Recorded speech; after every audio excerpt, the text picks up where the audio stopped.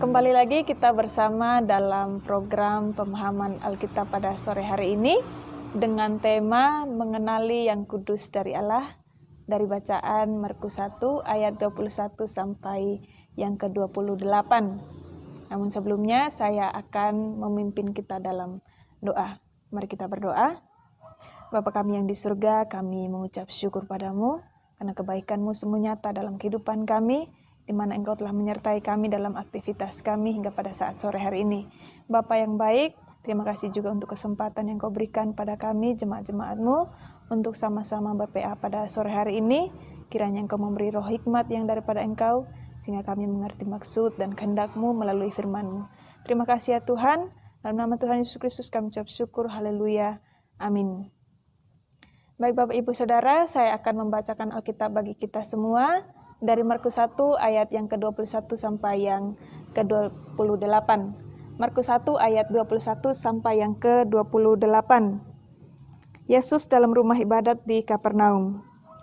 Mereka tiba di Kapernaum. Setelah hari Sabat mulai, Yesus segera masuk ke dalam rumah ibadat dan mengajar. Mereka takjub mendengar pengajarannya sebab ia mengajar mereka sebagai orang yang berkuasa, tidak seperti ahli-ahli Taurat. Pada waktu itu, di dalam rumah ibadat itu, ada seorang yang kerasukan roh jahat. Orang itu berteriak, "Apa urusanmu dengan kami, hai Yesus orang Nazaret? Engkau datang hendak membinasakan kami? Aku tahu siapa engkau, yang kudus dari Allah." Tetapi Yesus menghardiknya, katanya, "Diam, keluarlah daripadanya." Roh jahat itu menggoncang-goncang orang itu, dan sambil menjerit dengan suara nyaring, ia keluar daripadanya. Mereka semua takjub, sehingga mereka memperbincangkannya. Katanya, "Apa ini? Suatu ajaran baru." Ia berkata-kata dengan kuasa. Roh-roh jahat pun diperintahnya, dan mereka taat kepadanya. Lalu tersebarlah dengan cepat kabar tentang dia ke segala penjuru seluruh Galilea. Demikian firman Tuhan, dan Saudara Melben akan menyampaikan pengantar singkat dari teks yang akan kita hayati bersama. Terima kasih Saudari Esther yang telah memimpin kita dari awal, dan saya akan memberikan pengantar singkat bacaan pada sore hari ini.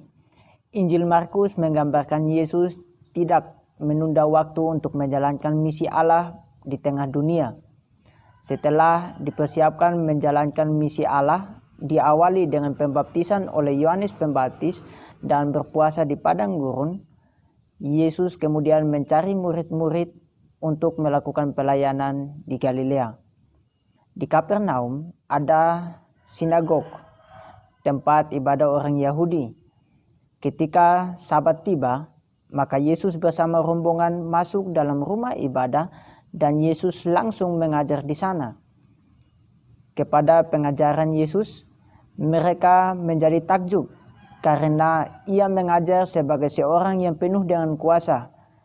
Sehingga ada teriakan dari seorang yang kerasukan roh jahat yang mengenal Yesus sebagai orang Nazaret yang kudus dari Allah. Bila dicermati, roh jahat ini ingin mengguncangkan iman orang yang telah mendengar pengajaran Tuhan Yesus. Penunjukan Yesus orang Nazaret memberikan kesan agar para pendengar ajaran itu goyah saat mengetahui bahwa asal Yesus adalah Nazaret, bukan Bethlehem yang seharusnya menjadi asal Mesias. Pekerjaan roh jahat memang menggoda manusia untuk jatuh dalam kebimbangan dan menghancurkan pengharapan manusia. Yesus menghardik roh jahat agar keluar dari tubuh orang yang kerasukan.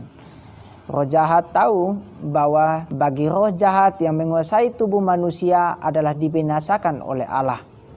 Ia ingin menetap pada tubuh orang tersebut. Perlu diperhatikan, orang yang kerasukan roh jahat ini ada dalam rumah ibadah. Artinya, ketika Yesus datang mengajar, maka roh jahat berteriak agar Yesus tidak mengurus roh jahat yang merasuki tubuh manusia. Roh jahat pun gentar. Yesus tidak menghendaki kejahatan menguasai manusia. karena Yesus datang dalam nama Allah untuk menyelamatkan umat manusia. Melihat secara nyata kuasa Yesus dalam sabda maupun tindakan mengeluarkan roh jahat dari tubuh seseorang membuat para pendengar pengajaran itu menjadi takjub. Dalam Injil Markus pasal 1 ayat 21 sampai ayat yang ke-28, kita mendapati bahwa satu, Yesus melaksanakan misi Allah di tengah dunia dengan membawa dampak baik bagi para pendengar, bahwa pendengar dapat merasakan kuasa Kristus nyata di dalam kehidupan. Dan yang kedua, Yesus hadir untuk menyelamatkan manusia termasuk dari kuasa roh jahat supaya kita merasakan kuasa Allah. Yang ketiga, roh jahat bekerja mengacaukan pemahaman iman kita dan mendatangkan kebingungan dan menghilangkan pengharapan manusia.